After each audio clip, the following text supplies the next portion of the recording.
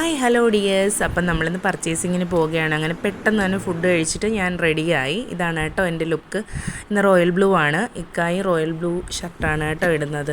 അപ്പം അതൊക്കെ ഇട്ട് നമ്മൾ നല്ല സെറ്റായി പർച്ചേസിങ്ങിന് പോവുകയാണ് ഗൈസ്. അപ്പം ഇത്തിരി ദൂരമുണ്ട്, നമുക്ക് ഇവിടുന്ന് ഇത്തിരി ദൂരമുണ്ട്. കുഞ്ഞുങ്ങളെ സ്കൂളിൽ വിട്ടതിന് ശേഷമാണ് കേട്ടോ നമ്മൾ പോകുന്നത്. കാര്യം അവരെയും കൊണ്ട് പോയാൽ അവിടെ മൊത്തവും തകിടം മറിക്കും.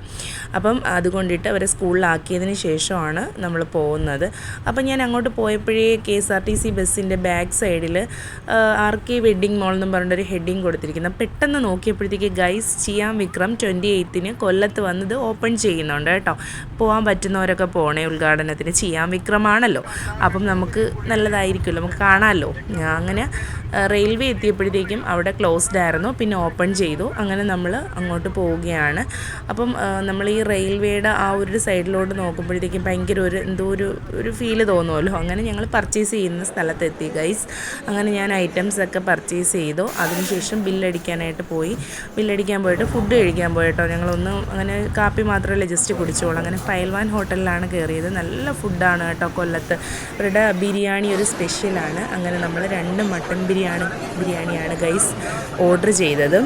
അപ്പം മട്ടൻ ബിരിയാണി ഫേവറേറ്റ് ആണല്ലോ എപ്പോഴും. അങ്ങനെ 2 പേർക്കും 2 മട്ടൻ ബിരിയാണി ഓർഡർ ചെയ്തു. ഇതിൻ്റെ പ്രത്യേകത എന്ന് വെച്ച് കഴിഞ്ഞാൽ ഇവിടുത്തെ സാലഡും അച്ചാറും പപ്പടവും പിന്നെ ഒരു പൊതിനയില വെച്ചിട്ടുള്ളൊരു ചമ്മന്തിയാണെന്ന് തോന്നുന്നു കേട്ടോ. അത് നല്ല ടേസ്റ്റാണേ. അങ്ങനെ അത് കഴിച്ച് പിന്നെ ഗോലി സോഡ പറഞ്ഞു. അങ്ങനെ അത് വന്നു. കാര്യം ഇത് കഴിച്ചിട്ട് ഗോലി സോഡയും കൂടി കുടിക്കാം എന്നുള്ളൊരു രീതിയിൽ. അങ്ങനെ അതാണ്ട് ഗൈസ് നല്ല സൂപ്പർ ബിരിയാണിയാണ് കേട്ടോ. മട്ടനൊക്കെ നല്ല ടേസ്റ്റാണ്. അങ്ങനെ അതൊക്കെ കഴിച്ചു. പിന്നെ ബില്ല് പേ ചെയ്യാൻ പോയപ്പോൾ ഞാൻ ഇത്തിരി റെസ്റ്റ് ചെയ്യാൻ വന്നു. ഇന്നലെ തൊട്ടേ ടയേർഡാണ്. ഇന്നലെ ഇഞ്ചക്ഷനൊക്കെ എടുത്തിട്ടാണ് ഗൈസ് ഇരിക്കുന്നത്. അങ്ങനെ വണ്ടിയിൽ കയറി. ഭയങ്കര ചൂടാണെന്ന് ഞാൻ വണ്ടി ഇരുന്ന് പറയാണ്. പുറത്ത് ഭയങ്കര ചൂട്, ഒട്ടും നമുക്ക് താങ്ങാൻ പറ്റുന്നില്ല എന്ന് പറഞ്ഞ് വണ്ടി കയറിയിരുന്ന് സംസാരിക്കുകയാണ് ഗൈസ്. നല്ല ടയേർഡായി പോയി കേട്ടോ. അങ്ങനെ പിന്നെ തിരിച്ച് വന്നപ്പോഴത്തേക്കും നല്ലൊരു പണി കിട്ടി. വീണ്ടും ക്ലോസ്ഡ് ആക്കിയിട്ടിരിക്കുന്നു. അങ്ങനെ പിന്നെ അവിടെ ഇങ്ങനെ നിന്നു. അങ്ങനെ കുറേ നേരം കഴിഞ്ഞ് നല്ല വലിയ ട്രെയിനായിരുന്നു കേട്ടോ, 3 ലോങ് ആയിരുന്നു. അങ്ങനെ അതൊക്കെ കഴിഞ്ഞ് അത് ഓപ്പൺ ചെയ്ത് തന്ന് ഞങ്ങൾ തിരിച്ചങ്ങോട്ട് പോവുകയാണ് ഗൈസ്. അപ്പോൾ ഇങ്ങോട്ട് വന്നപ്പോഴേ ഞാൻ പറഞ്ഞു എനിക്ക് കരിക്ക് വേണമെന്ന് പറഞ്ഞു കേട്ടോ. അപ്പോൾ ഇത്തിക്കര എത്തിയപ്പോഴത്തേക്കും അവിടെ നിന്നാണ് കേട്ടോ ഞങ്ങളുടെ വീട്ടിലോട്ട് തിരിഞ്ഞു പോണത്. അങ്ങനെ ഇത്തിക്കര എത്തിയപ്പോഴത്തേക്കും അവിടെയുണ്ട് കുറച്ച് കരിക്ക് വിൽക്കുന്ന ഇത്താമാരൊക്കെ ഉണ്ട് കേട്ടോ. അങ്ങനെ അവിടെ കയറിയപ്പം ഇവിടെ അത്ര തണലില്ല എന്ന് പറഞ്ഞു. അങ്ങനെ അപ്പുറത്തെ സൈഡിലോട്ട് പോയപ്പോഴത്തേക്ക് ഇത്തിരി തണലുണ്ടായിരുന്നു. അങ്ങനെ 2 കരിക്ക് നമ്മൾ പറഞ്ഞു ഗൈസ്. അങ്ങനെ ആ ഇത്ത നമുക്ക് വെട്ടി തന്നു കേട്ടോ.